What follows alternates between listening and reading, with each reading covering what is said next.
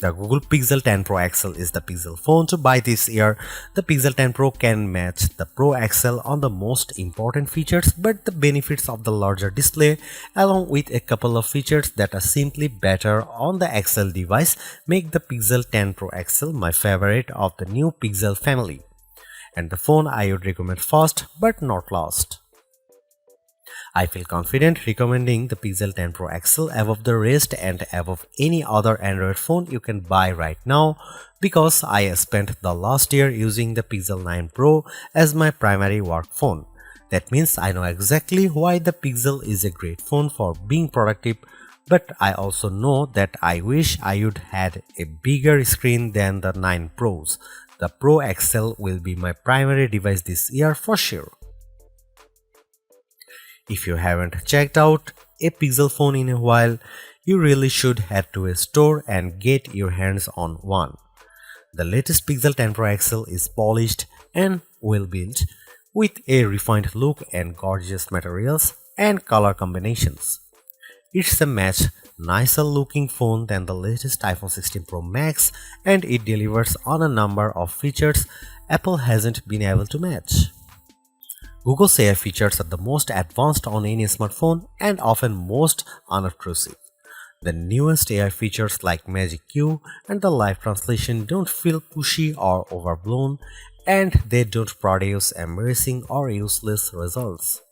Google is pushing AI into the background as a silent helper where it should be.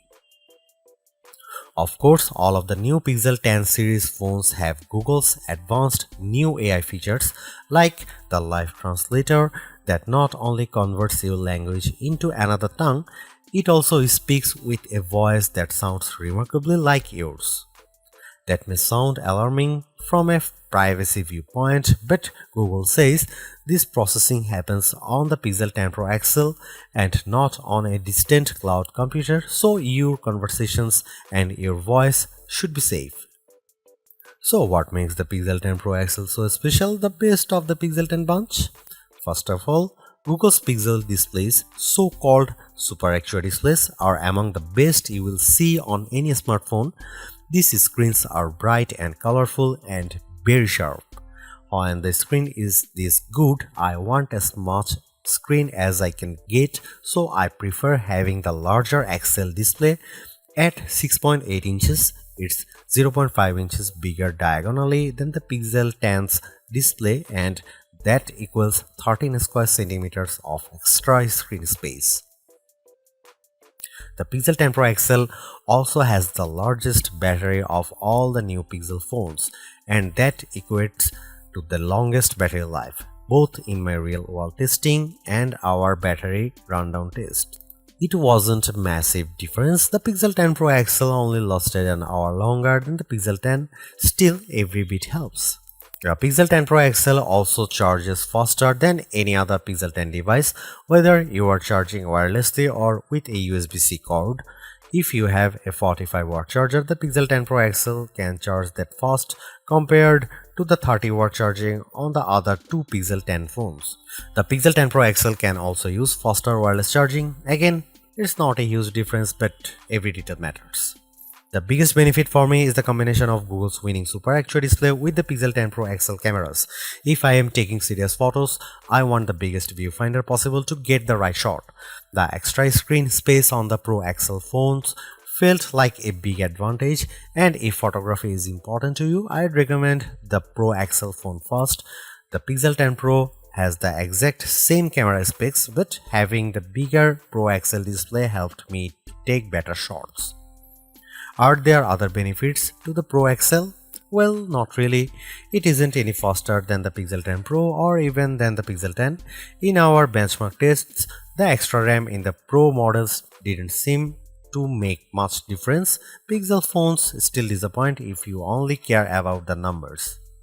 I don't rely on benchmarks, though the Pixel 10 Pro XL was satisfying and quick in almost every task. There was some lag on the camera, but most of other features, including the latest AI helpers, ran smoothly with no delays. Google has another winner with the Pixel 10 Pro XL and the whole Pixel 10 family. Between the premium design, the excellent software, and the advanced AI features, this is a phone that iPhone fans should seriously consider, and Galaxy owners should envy. I'll be keeping this phone close by, snapped to my MagSafe charging stand until an even better Pixel comes along. I remember the days when a new phone would cost the same but come with more storage and RAM than last year's model because component costs had decreased. This year's Pixel 10 Pro XL is more expensive than before and it comes with 256 GB of storage, but I'm not awarding Google any medals for giving the phone enough space. This phone should be cheaper. To be fair, 256 GB of storage is the right amount unless you play a ton of games or you shoot video with your phone at high resolution.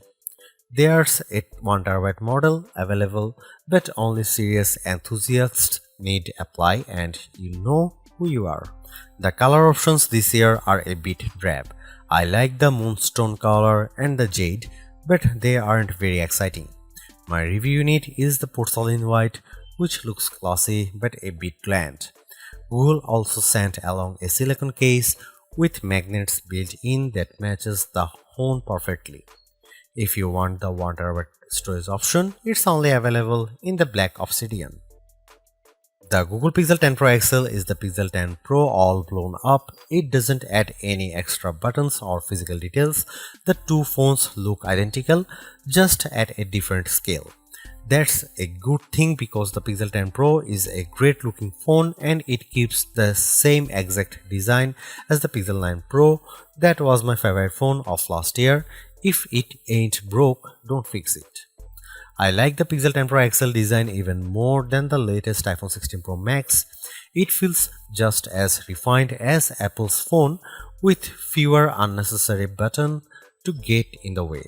Does anyone actually use the camera control? I know I don't. To be fair, I don't use the temperature sensor on the back of the Pixel 10 Pro XL, but I can ignore that easier than a button.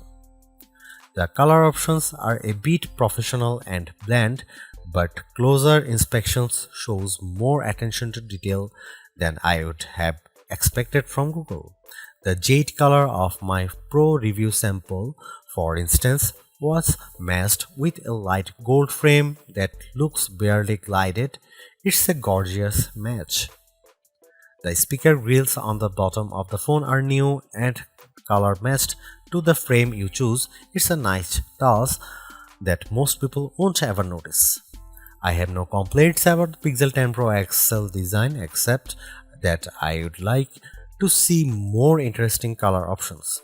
Google at least matches its phones perfectly with its silicone case colors, and like the Pixel 10 phones, the latest cases have magnets inside that secure a very strong connection to any Pixel Snap or MagSafe accessories you might buy. Wow, I was expecting to be pleased with the Pixel 10 Pro XL's display, but this phone somehow looks even better than I anticipated. Google's Super Actua displays are among the best you will find on any smartphone.